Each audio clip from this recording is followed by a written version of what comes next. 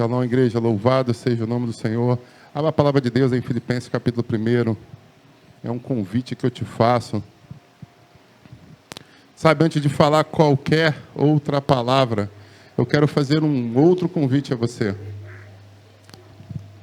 Talvez você não tenha ideia de como essa pessoa que está do teu lado chegou aqui.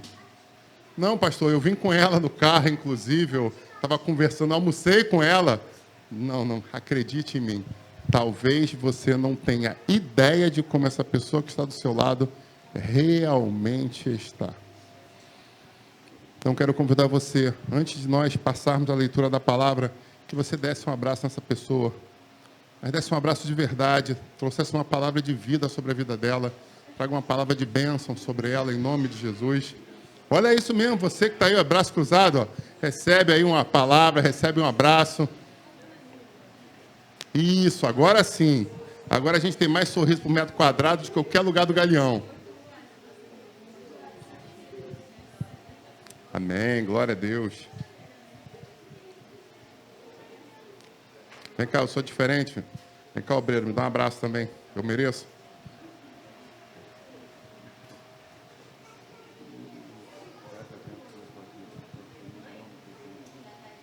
Agora sim, agora que eu recebi também um abraço, queria convidar você a acompanhar comigo na palavra de Deus, Filipenses, capítulo 1, os primeiros versos, até o verso 6 diz o seguinte: Paulo e Timóteo, servos de Cristo Jesus, e todos os santos em Cristo Jesus que estão em Filipe, juntamente com os diáconos e os bispos, a vocês graça e paz da parte do nosso Deus, do nosso Pai e do Senhor Jesus Cristo. Agradeço ao meu Deus toda vez que eu lembro de vocês.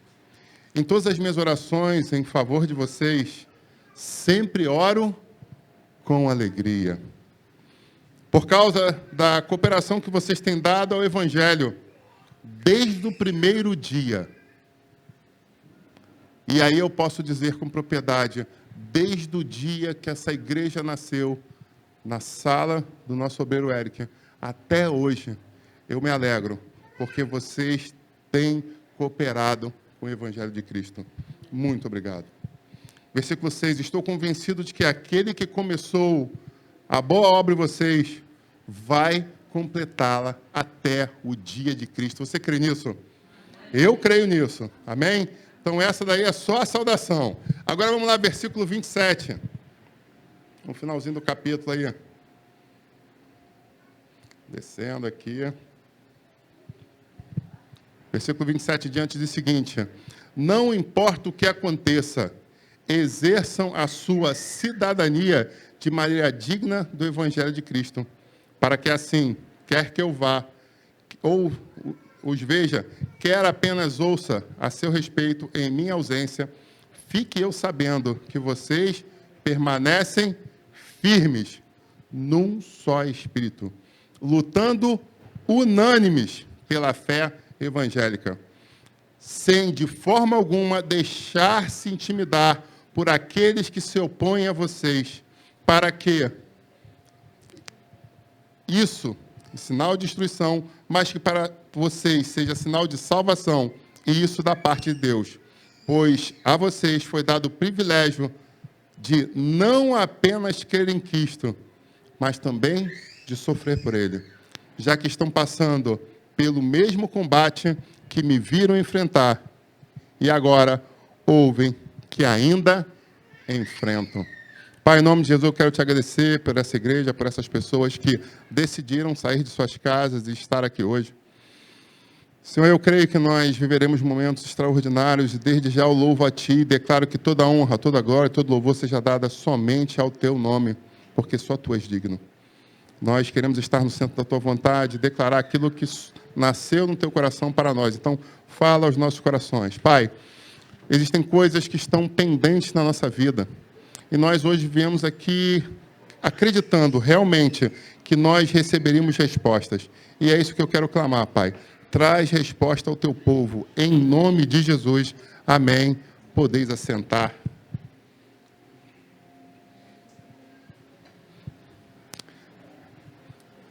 Obrigado. Quantos aqui estão numa situação plenamente antagônica?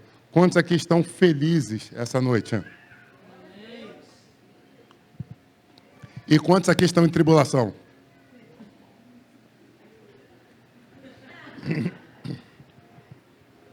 Como eu falei, são situações antagônicas. E como pode isso? Na igreja você consegue isso.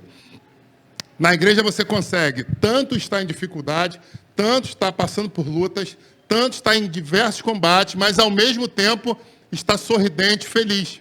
Aí alguém de fora fala, isso é loucura. Mas o que é loucura para os homens não é para o Evangelho de Cristo.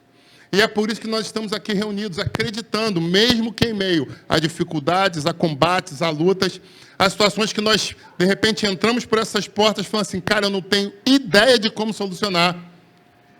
Eu quero te dizer que na igreja, respostas são dadas, soluções são apresentadas, coisas extraordinárias acontecem. Aquilo que é impossível se torna possível. Isso é o que? O Evangelho de Cristo. E é por isso que nós decidimos nos reunir. Porque muitas vezes você pode ter entrado cabisbaixo, de cabeça ali baixa, pensando, eu não tenho como.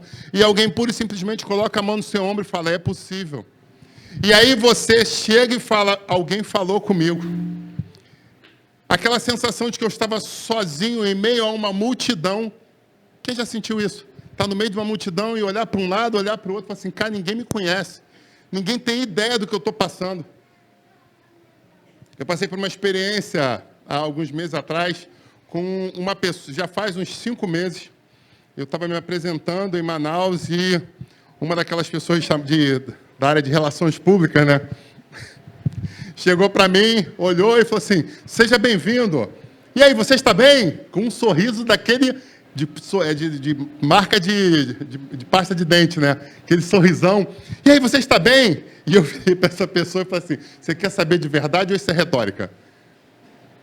Até hoje ele não fala direito comigo, porque quando ele me olha, ele dá uma travada, mas eu sei que ele treinou há anos para trabalhar com isso. Mas talvez pela primeira vez alguém chegou e falou assim, o que você tem a oferecer? É de verdade ou é superficial? Ele ficou numa grande crise existencial. Né? Ele me saúda, mas é aquela sensação de quando ele cruza o olhar comigo, o Espírito Santo fala, ele lembra exatamente dessa palavra. E eu falei para ele, se for de retórica, eu vou dar um sorrisão bonito para você. Eu falei que está tudo bem. Mas se você perguntar de verdade, meu amigo, eu estou em guerra. O que você quer? Aí ele, eu entendi. Está tudo bem, graças a Deus está tudo bem. Você não quer intimidade, você não quer se preocupar com uma outra pessoa. E talvez seja exatamente sobre isso que nós vamos a pincelar essa noite. A importância que tem de nós sermos igreja. Conforme Paulo falou aos Filipos, as pessoas daquela igreja, Paulo estava longe, marmota longe. Ele estava a muitos quilômetros de distância. Mas ele se fazia real, se fazia presente através de quê? De cartas. E talvez seja exatamente isso que eu vou explorar com você. A importância que temos, mesmo de estando longe, estar perto. E aí hoje estava ali refletindo, estava na casa da minha mãe, na casa do meu irmão mais velho. Olha aquele lá atrás, né? Meu irmão mais velho é aquele que está sentado lá. Aí alguém vai falar assim, pastor, você está mentindo do púlpito? Ele é advogado e ele vai entender que tudo depende do ponto de vista. A carcaça dele está mais acabada que a minha, né? Então, meu irmão, que aparenta ser mais velho, está ali, né? E eu estava olhando para ele, com a velhice dele, rabugento que é, mas eu amo de qualquer forma, o amor é incondicional. E aí estava ali olhando o cabelo branco dos meus pais, refletindo, e de repente eu comecei a viajar no tempo. Lendo essa palavra, o Espírito Santo começou a me trazer a lembrança. Quem aqui já estava vivo nos anos 80, para os anos 90? Tem alguém aí? Não estava, não? Normalmente eu pergunto esses negócios. Isso aqui é interno, isso aqui depois edito o vídeo aí, isso é interno. Que eu pergunto coisa dos anos 80, ela não estava viva. Dos anos 2000, 90, não está. Anos 2000, não, sou jovem. Você me está com o quê? 18 anos? Essa é uma piada interna, depois o pessoal da mídia edita. Mas a vida que segue. Então, qual é a situação? eu comecei a refletir no final dos anos 80, no começo dos anos 90, o que movia a emoção das pessoas. Não existia internet, não existia televisão a cabo, então as pessoas se apegavam o quê? Ao sistema televisivo aberto. E no sistema televisivo aberto tinha alguns programas que mexiam com o imaginário das pessoas. E aí eu comecei a refletir sobre esses programas. E o primeiro que me veio à mente foi o Caminhão do Fausto. Quem falar que é porque eu estava vendo meu irmão, eles parecem, né? Semblante ali e tal. E aí eu olhei, eu comecei a lembrar. Qual era a proposta desse programa? Quem lembra aí? Quem só faz sinal para mim? Um, dois...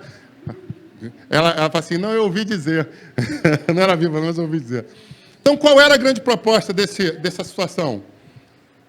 Era você ligar a televisão no domingo à tarde, aquele bando de desviado que, em vez de estar na igreja, estava na frente da televisão, aí já vai, hashtag fica a dica, né? E aí ficava ali na frente da televisão com uma expectativa. Qual? Que, de repente, o programa olhasse e o entrevistador estivesse entrando numa cidade e ele falava, essa cidade é a minha cidade. E aí, depois de estar na cidade, ele começava, daqui a pouco, quando olhava, estava num bairro. E aí as pessoas chegavam, olhavam para o outro e falavam assim, ele está no meu bairro. Não era isso, mãe? Ele está no meu bairro. E aí o coração ficava quase que fibrilando. E de repente fala, eu estou aqui na rua tal. Aí quando o pessoal saía todo mundo para a rua. Não era assim? Quem é antigo aí? Lembra disso? E aí chegava, saía todo mundo para a rua e estava ali ao vivo, não sei o quê. O caminhão está aqui, a casa escolhida foi tal casa. E aí vinha aquela festa, aquele negócio, aquela banda, aquele negócio tudo acontecendo. E eles traziam um caminhão literalmente lotado de coisas para refazer a sua casa.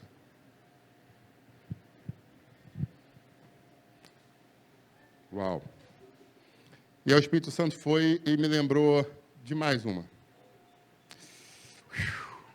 Uau, isso é profundo. Talvez você esteja aí pensando, você vai chegar lá comigo. Mas tinha um outro programa.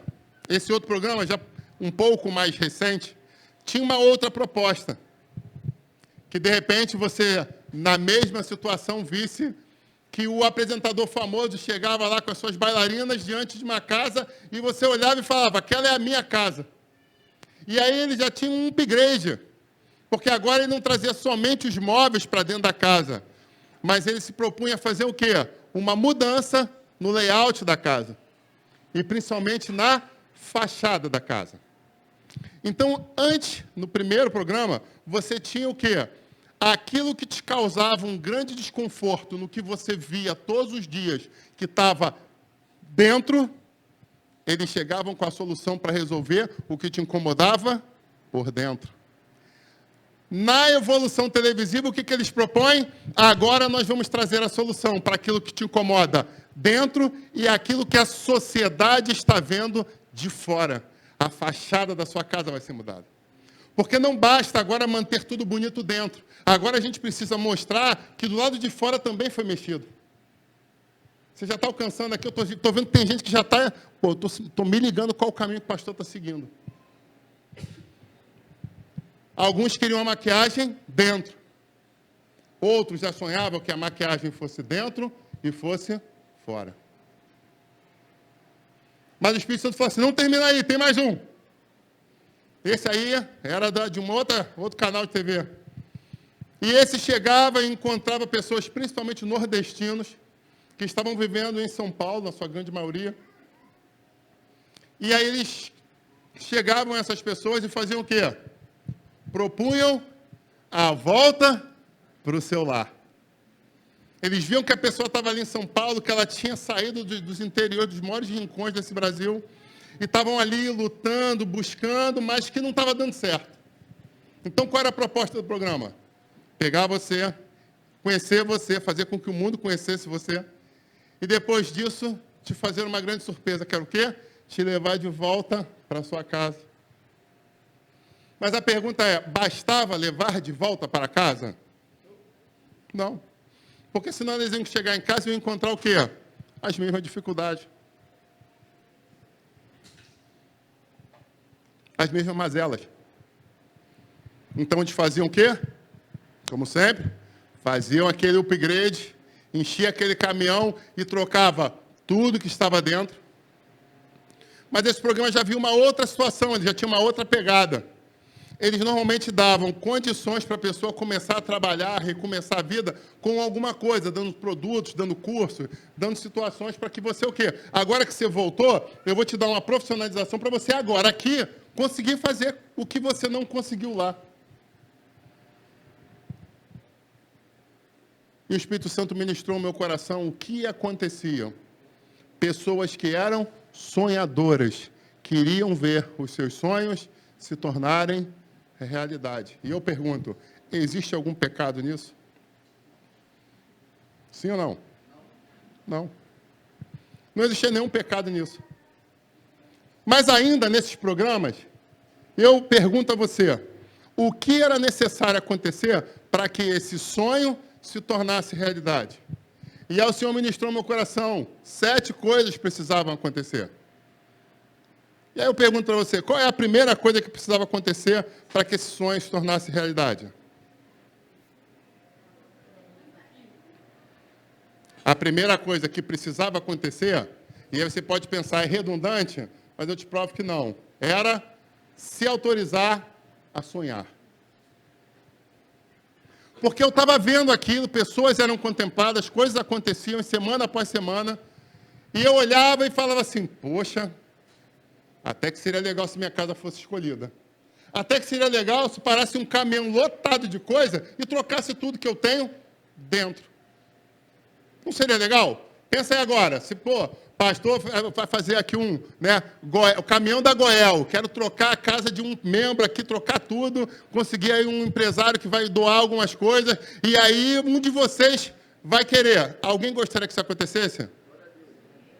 Eu aceitava, não ia cair mal, não. Tem um negócio legal lá em casa, mas tem uns negócios eu trocava. Outros eu até doava, mas eu já recebi. Você receberia esse caminhão? Sim ou não?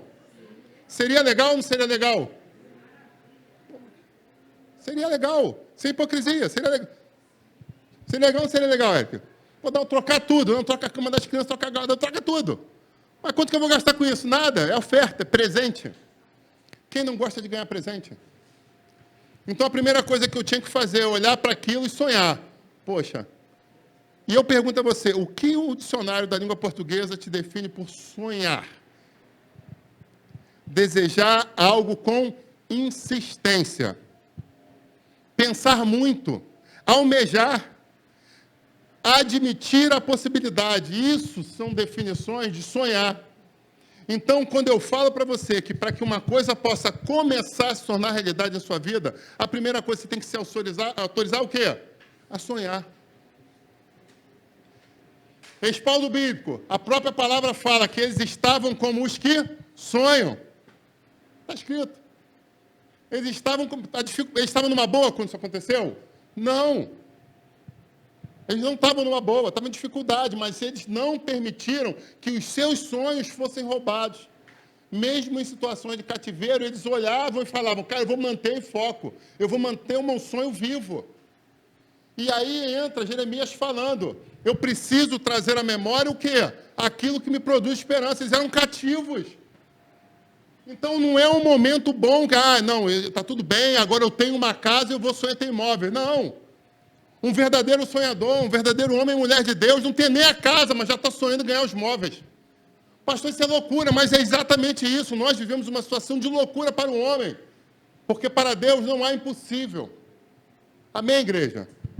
Então, a segunda coisa, já estou me autorizando a sonhar, já estou pensando, eu estou almejando, eu quero que aquilo aconteça.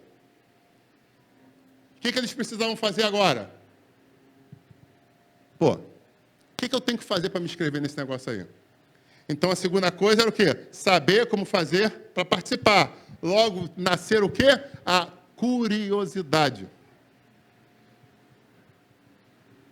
Muitas pessoas sonham e param nessa etapa. E acabou. E eu quero dizer para você, eu não sei em que situação, nesses 7 passos que eu vou dizer, você se encontra. Mas talvez você esteja no 1, no 2, no 5, talvez até no 7. Mas você precisa continuar caminhando. O Espírito Santo fala claramente, caminhem, vocês precisam buscar a vitória. Não basta se contentar com uma parte, mas vocês precisam buscar o todo. Então sonhe sim, mas depois de sonhar, tenha a curiosidade de pensar para que lado eu vou para que esse sonho possa se tornar realidade. Mas não termina aí. Terceiro passo.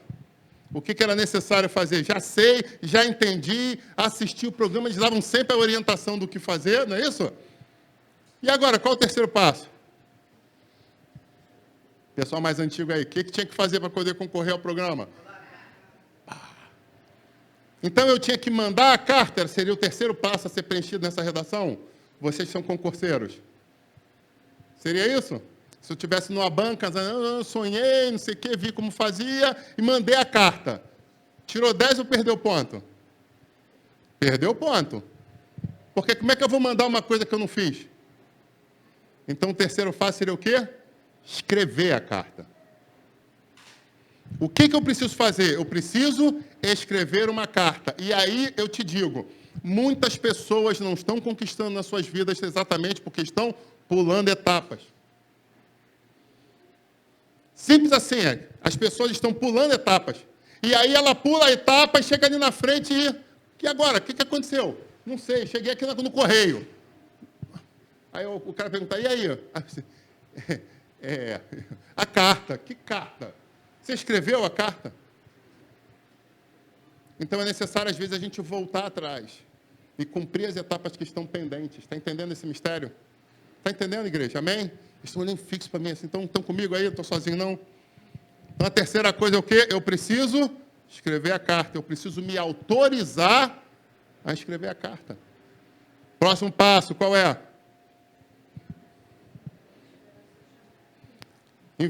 Calma, a outra já quer ser chamada, para ser chamada. Calma, irmão. Etapas, olha aí. Acabei de falar, cumpre as etapas. Qual é a próxima carta? A carta está escrita, o que eu tenho que fazer? Mandar pelo correio? Aí já está ali a outra que trabalhou no correio 20 e poucos anos, ó, se coçando ali. Ó.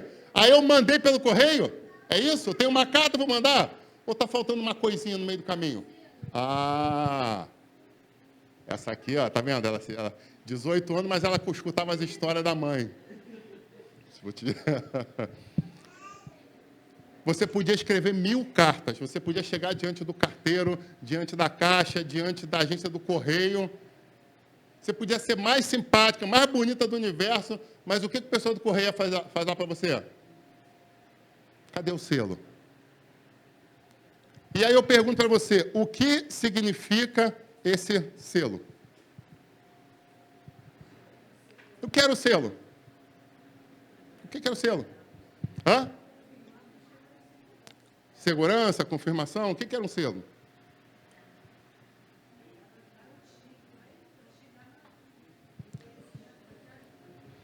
O selo é a autorização para o envio. Onde um preço havia sido pago, porque o selo nunca foi de graça. Então você tinha que pagar o preço para poder adquirir aquele passaporte. Porque você podia ter o sonho, você podia ter escrito a melhor carta do universo, você podia ser o Carlos Drummond de Andrade dos anos 2000. O fato é, se eu não tivesse a autorização para o envio daquilo, de nada valeria. Você está entendendo esse mistério? Então você precisava passar por uma outra etapa, e essa etapa era exatamente pagar o preço para ter a autorização daquele envio. E aí se perguntava, quantas cartas você quer mandar? Cara, eu quero mandar 5 cartas. Tranquilo. Não, eu escrevi 20 cartas, pedi os vizinhos para me ajudar até a escrever, conferir se botaram o meu endereço, não botaram o endereço deles. Porque já, né, só para garantir, eu olhei, tá o meu endereço, eu tenho 20 cartas, beleza. E aí, um selo era suficiente, mãe? Eu precisava ter um selo para cada carta. Então, muitas vezes as pessoas querem viver sonhos extraordinários, mas não querem pagar preços extraordinários para que esses sonhos se tornem realidade. Muitas pessoas querem fazer o básico do básico e querem viver grandes sobrenaturais. Preços baixos trazem lucros baixos, isso aí é contabilidade. Mas quando eu pago altos preços, eu posso concorrer a altos ganhos. Não é isso? Tem investidor de bolsa de valores aqui que eu sei. Tem gente que trabalha com criptomoeda aqui que eu sei. Estou falando besteira? Não. Tenho carteira de Bovespa também. Sei do que eu estou falando. Então, a grande realidade é que você pode até ter um grande sonho. Eu vou escrever isso 5, 10, 15 vezes, mas você precisava ter o selo para homologar que aquele sonho, ou melhor, aquela carta, chegasse no lugar de destino. Mas tudo bem. Conseguiu o dinheiro, conseguiu o selo, você foi até o correio e enviou. Então, você teve a ação, a curiosidade de entender, você se autorizou a escrever, você teve a ação e pagou o preço. E agora, o que você vem? Próximo passo. Eu vou dizer para você qual é o próximo passo. Porque muita gente até pagou o preço, muita gente escreveu, mas muita gente não tinha a coragem de enviar. E agora eu preciso perguntar aos românticos de plantão. Quem já escreveu uma carta que viraria filme de Spielberg, de um grande amor que você tinha, e aí você parou diante daquele papel, mas não é um papel de caderno, é aquele papel. As meninas dizem amém? Quem entende aqui do que eu estou falando? Os homens nem sabem o que é isso, né? Aquele papel. Olha só, começou com borda, papel vegetal, aquele papel, né? Aquele papel, se estava com aquele papel. E aí você pegou aquele perfume, jogou da distância correta, para que se jogasse perto e enrugava o papel.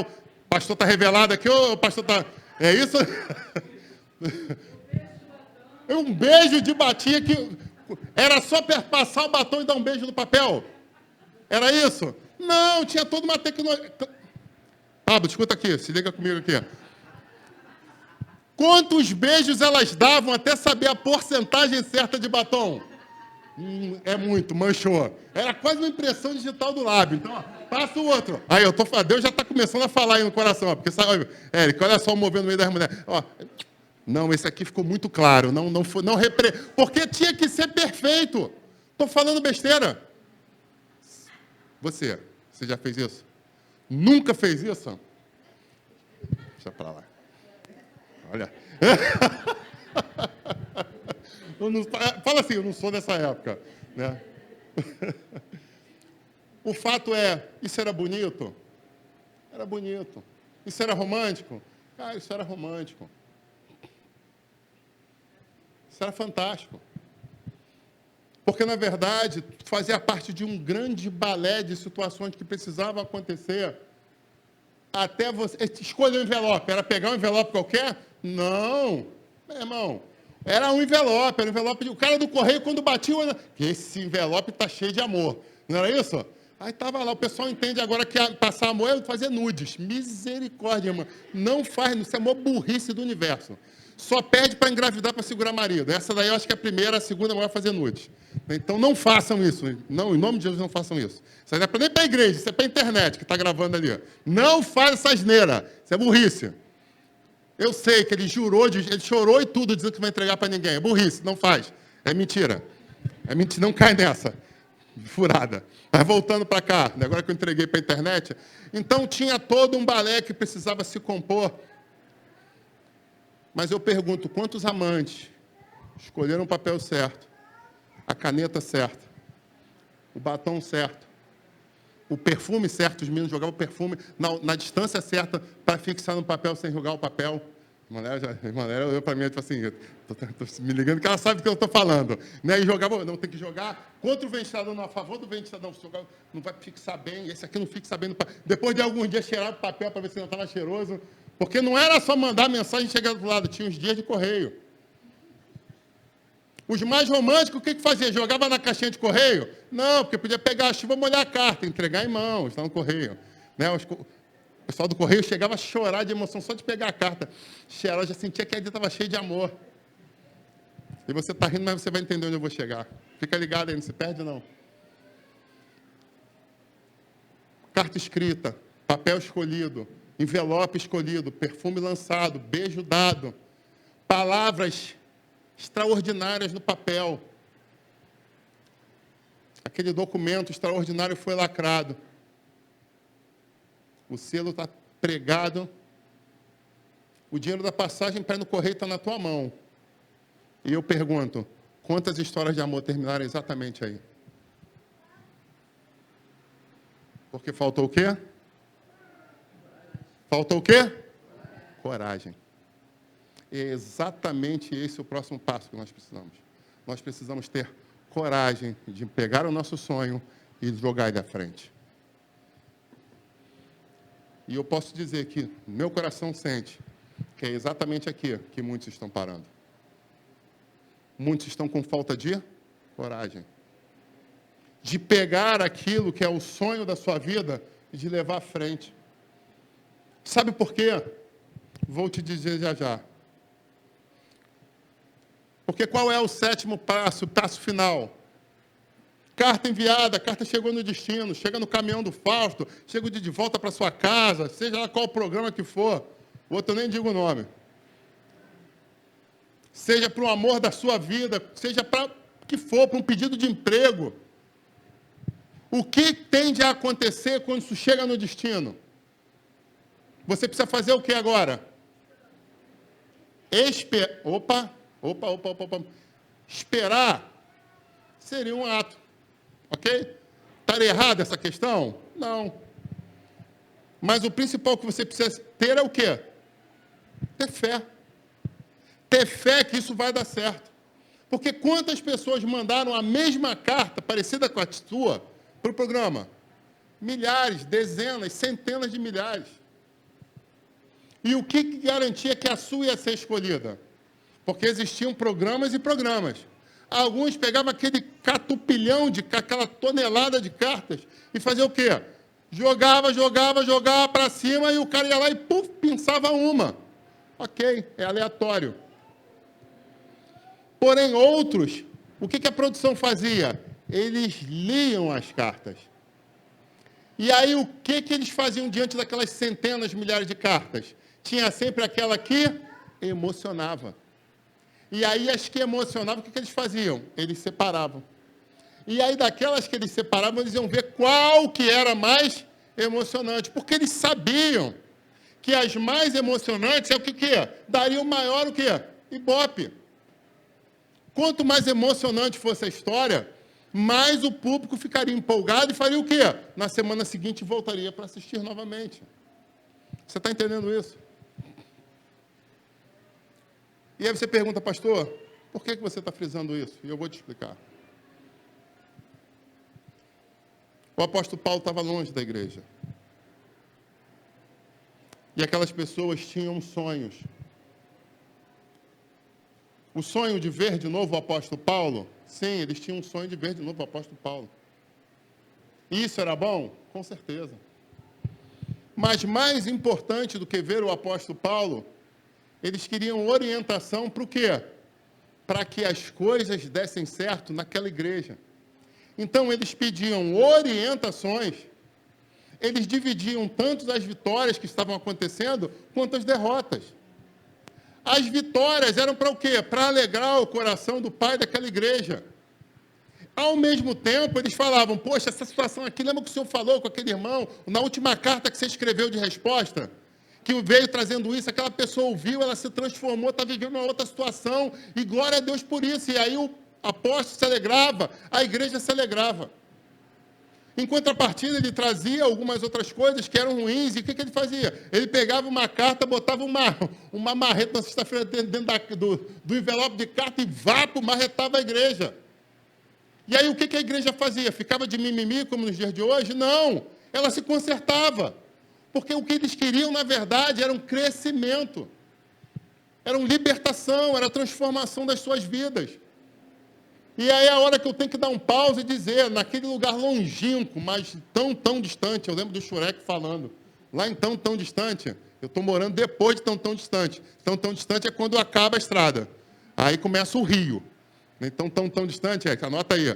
Onde é tão distante é aquele lugar que acaba a estrada. Aí começa 5 dias e 11 horas de balsa, na cheia. E aí você vai saindo de tão distante para o final do mundo. Né? Você mora lá no final do mundo. Né? Onde Judas nem perdeu nada porque ele não foi lá. Ele olhou e falou assim, não vou bancar esse rio não. Essa balsa é muito longe. Já ficou no meio do caminho, né? Mas o fato é, lá onde eu estou, eu tive o prazer, nesses 4 meses, de visitar muitas igrejas. E é fato que, quando num lugar distante chegam pastores, as pessoas ficam empolvorosas, tentando pescar. Mas eu fiz a prova do novelo. E a prova do novelo é: eu quero chegar num lugar que eu me sinta como eu me sinto na Goiás, Rio de Janeiro, para poder auxiliar, para poder trabalhar. Eu quero encontrar uma pessoa que esteja trabalhando semelhante ao que a gente faz aqui. E aí você pergunta: o que, pastor? Amando vidas, se preocupando com vidas. E o que eu entrei em diversos lugares foi pessoas me saudando, pessoas bonitas, cheirosas na porta, me convidando a sentar. Algumas pedindo para que eu preenchesse um formulário para fazer parte do encontro com Deus. Em outras, pessoas falando: poxa, lá no telão foi apresentado a questão do grupo de crescimento, então vem no grupo de crescimento. E em somente uma delas, alguém perguntou: quem é você? Quem é você? Porque as pessoas estão preocupadas com o número.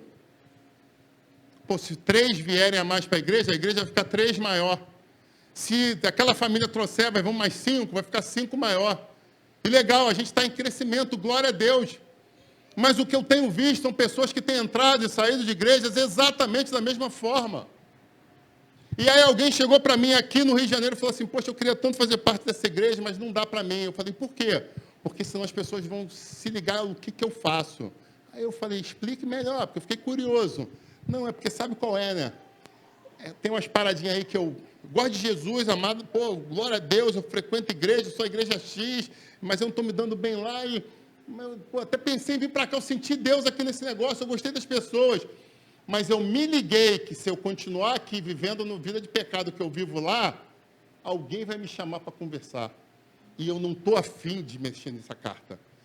Eu até escrevi essa carta para Jesus falando mudança, mas eu não tive coragem de enviar.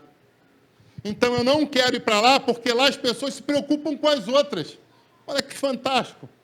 Se isso é um problema que faz a gente perder alguns membros, eu quero continuar pequeno. Porque eu quero continuar vivendo e convivendo com pessoas que se preocupam uma com as outras. Que olham no olho e falam: você hoje não está bem, eu vou orar por você. Se você quiser conversar, você sabe meu número, está aí no grupo. E que durante aquela semana aquela pessoa se autoriza de ligar e fala assim: cara, eu quero pedir ajuda e oração por esse motivo. Isso é fantástico, isso traz crescimento. É você saber que você tem uma dor que você pode dividir com alguém, que tem uma igreja que se preocupa contigo.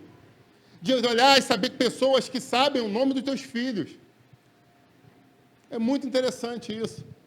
E quando eu cheguei, eu falei: meu Deus do céu, eu quero poder viver aqui e conviver com pessoas nesse tempo que eu vou estar aqui, numa igreja que seja assim. Eu não estou pedindo muito, não.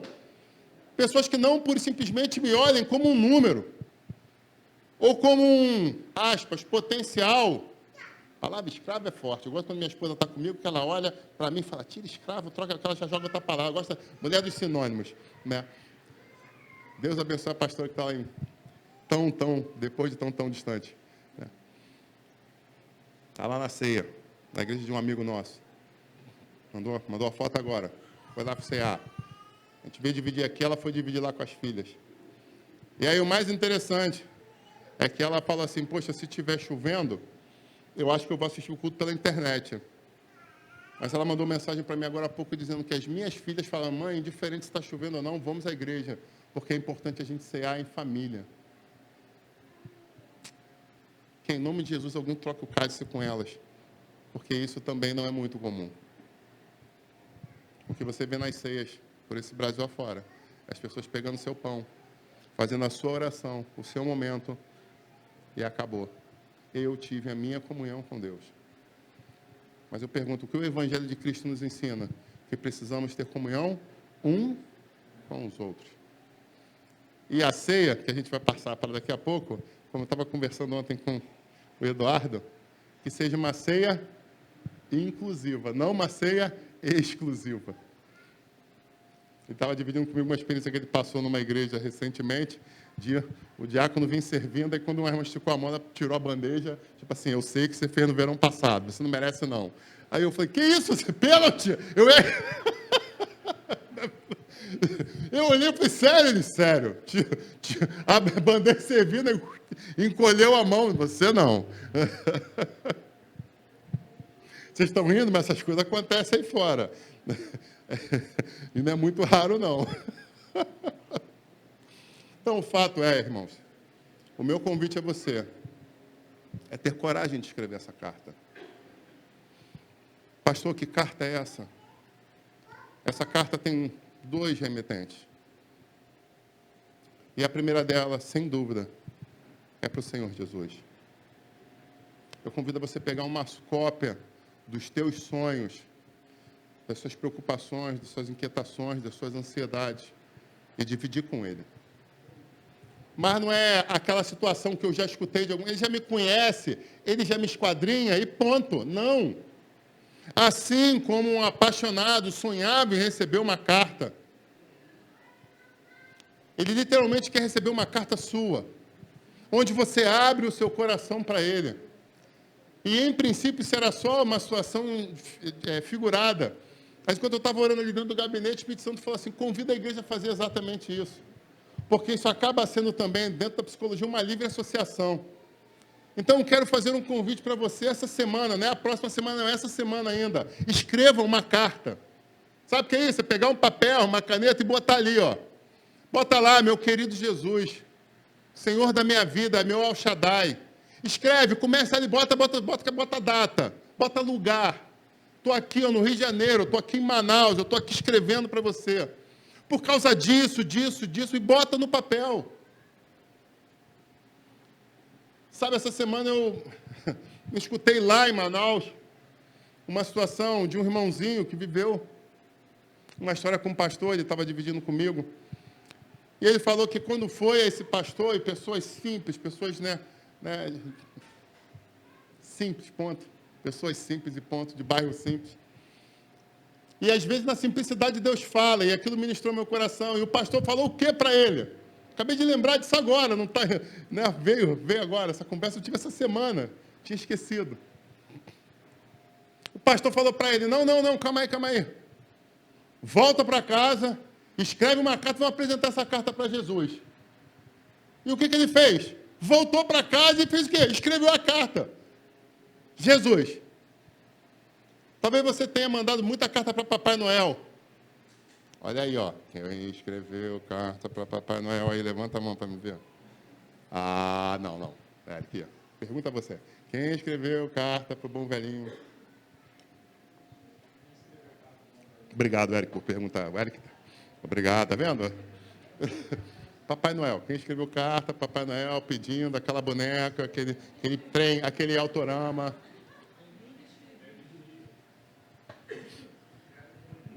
Aquela BMX, olha aí, ó, como é que deu. Aquele PlayStation 3. Aí o outro, 3 não, pediu 2. O 2 eu pedi. O outro já olhou ali, não, pediu 5, agora ele está pedindo 5, Papai Noel. Olha aí, então, ó. Gabinete depois, quem pediu PlayStation 5, já marca o gabinete comigo.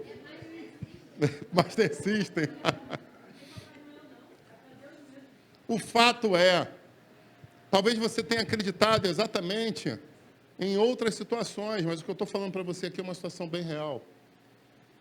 Eu quero convidar você a fazer experiências como você fez no passado, de escrever uma carta de amor, escrever carta para Papai Noel, escrever situações.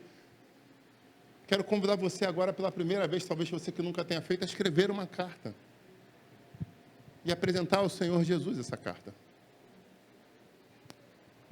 Porque ali você vai poder olhar, sabe o que vai acontecer? Você vai ver o milagre que você vai pedir.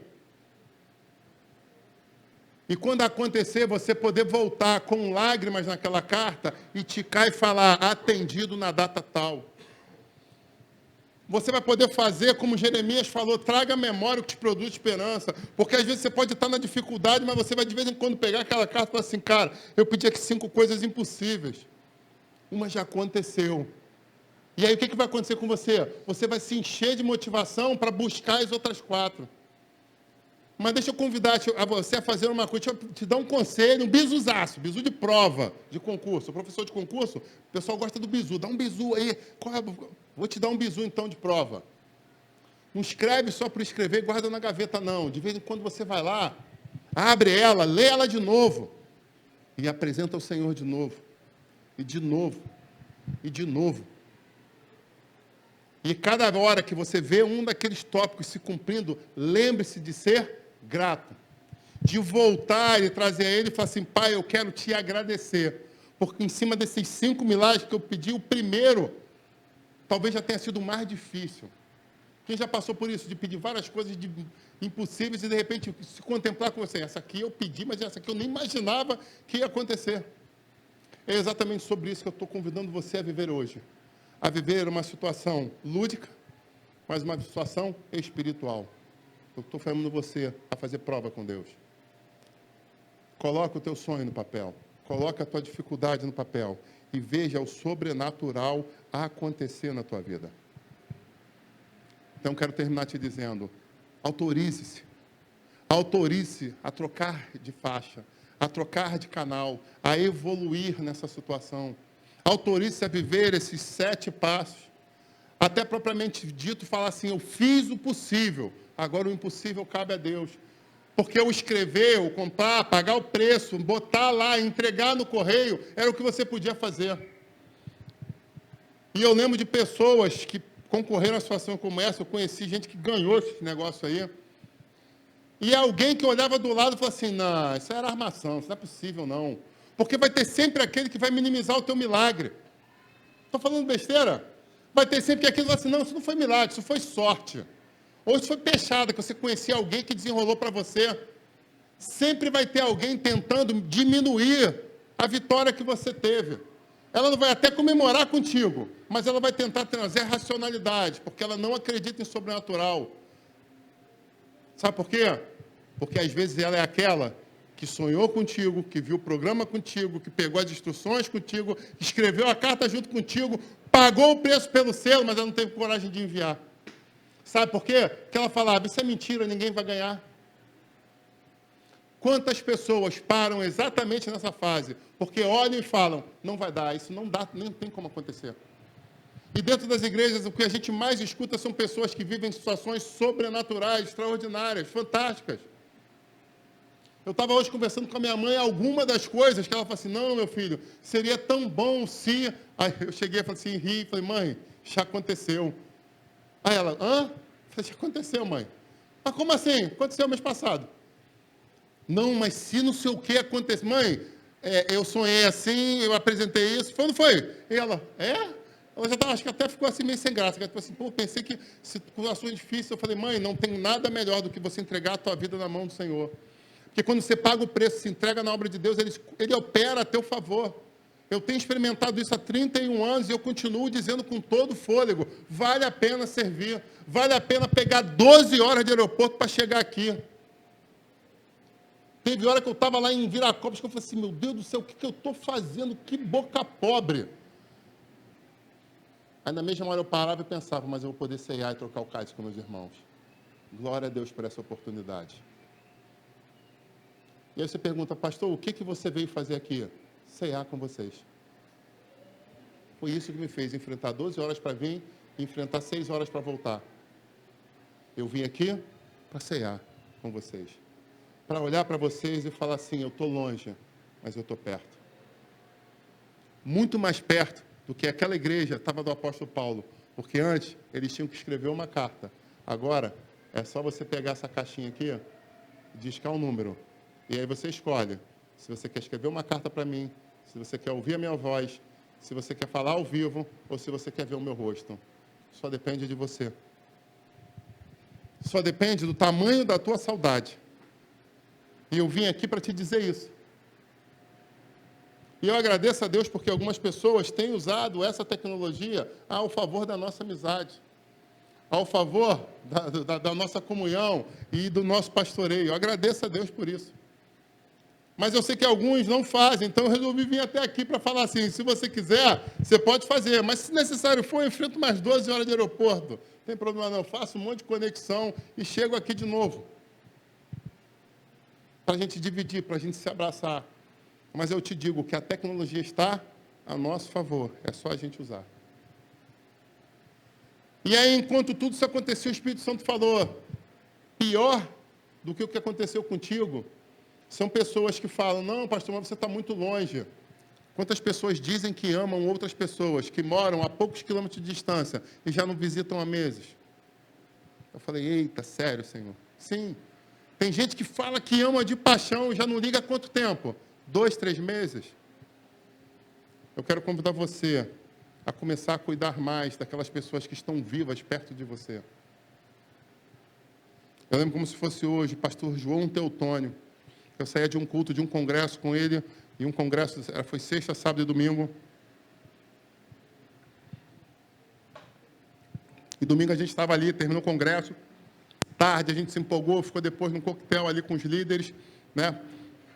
E aí fui levar ele em casa, ele e a pastora Dilma. Os dois já dormem no Senhor. E eu lembro que quando eu parei ali o meu golzinho bolinha, meu golzinho quadrado ainda, meu golzinho quadrado, parei ali do lado da porta dele, e ele olhou para mim e falou assim, poxa, jovem, estou tão feliz com esse congresso, com você estar aqui, e queria tanto que você tomasse um café comigo. Aí eu falei, ué, pastor, é só o senhor marcar que eu venho aqui tomar um café com o senhor. Aí ele olhou para mim, domingo, 11 horas da noite, olhou para mim e falou assim, poxa, meu jovem, bom que esse café pudesse ser agora. A esposa dele falou assim, bem, quem conheceu ela, isso aqui chamava de bem, né? Bem, já está muito tarde, os meninos têm que trabalhar. Aí o Espírito Santo falou assim, o que você vai fazer? Peguei a chave do carro, desliguei e falei, eu estou subindo agora, bota água no fogo. Eu nunca mais vou esquecer o sorriso daquele homem. E a gente subiu.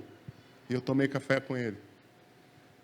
E como eu tinha intimidade com ele, eu lembrei que ele gostava de fazer uma coisa, que era botar um pouquinho de Nescau no café. Cappuccino da roça. E eu lembro que eu tomei aquele cappuccino dele, aquele café com um pouquinho de Nescau, e eu tomei ali. E a gente sentou e conversou. E dei, sei lá, que horas da madrugada. Agora eu preciso ir porque o sono está muito grande.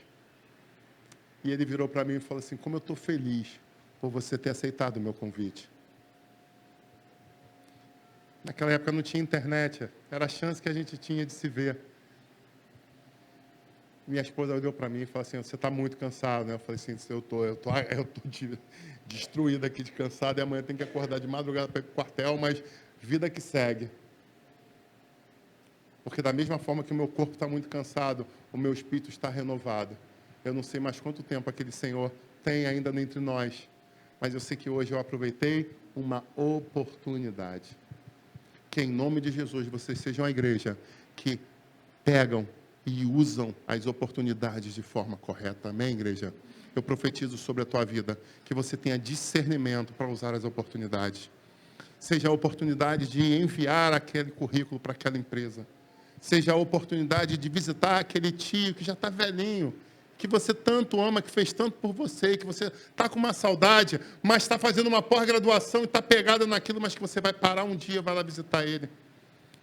Que você vai ter a oportunidade de parar, levar a mesma criança diante daquele amigo que quando você se converteu, lutou por você. E quando falavam que você não ia ter família, profetizavam como ele profetizou, você vai ter família e você vai ter filhos. E agora que você tem criança no braço, aqui tem um monte de criança nessa igreja, glória a Deus por isso, cara. Essa igreja parece até a igreja de uma outra religião que cresce por milagres. E aí veio interessante, porque a maior parte dessas crianças é de mãe que não podia ter filho. E eu glorifico a Deus por isso. Porque Deus literalmente abriu diversas madres aqui e fez diversos milagres entre nós. Amém, igreja? Louvado seja o nome de Deus por causa disso. Louvado seja o nome do Senhor por conta disso. De você poder chegar e falar, está aqui, ó. Aqui, você profetizou há 15, há 8, 15, 20, 30 anos atrás. Está aqui, ó. Se tornou realidade. Lembra daquele congresso de adolescente que você apontou para mim e falou, você vai casar e vai ser menina, aí está aqui, ó, a menina que você falou, está aqui, ó, se tornou realidade. Para poder ter a oportunidade de edificar a fé. Mas de repente você fala, poxa, mas essa pessoa mora em outro estado. Aham, e aí? Qual o problema? Queria fazer uma videochamada contigo, que horas que pode ser? Ah, hoje 8 horas da noite, então 8 horas da noite, né, pentei o cabelo aí, liga a câmera que eu quero te mostrar uma coisa. Está aqui, ó, eu estou grávida. Eu não estou grávida, não, estou com falta de vergonha, mas vamos lá, tireoide, tomando remédio de tireoide já vai melhorar. Pastor, não, aí é outra coisa. Né? Aí né, é a tal da tireoide que já tem uma consulta marcada para resolver isso. Está aqui, ó. Já estou grávida de 4 meses, está aqui a barriga. Dá oportunidade, pessoas que viveram histórias contigo, de continuarem se edificando por ver o milagre que foi profetizado se tornar realidade.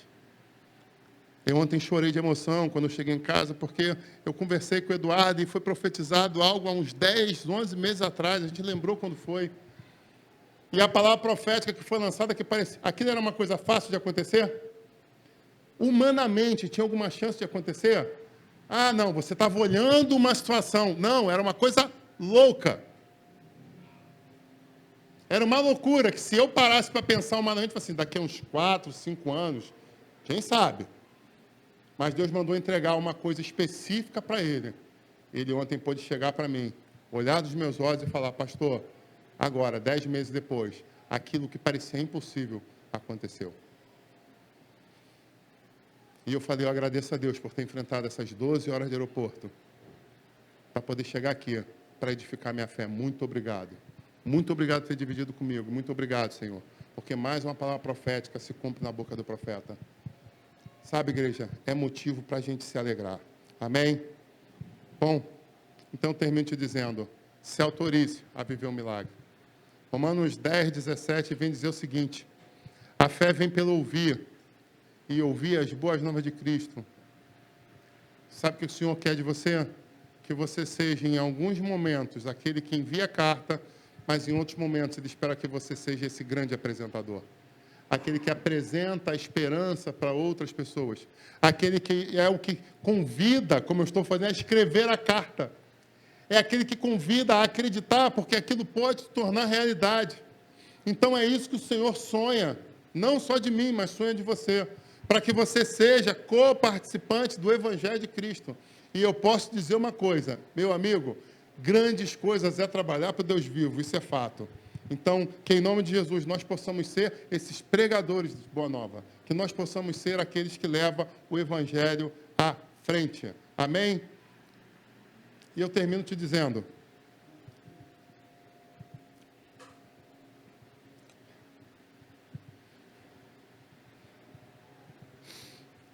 se autorize a sonhar.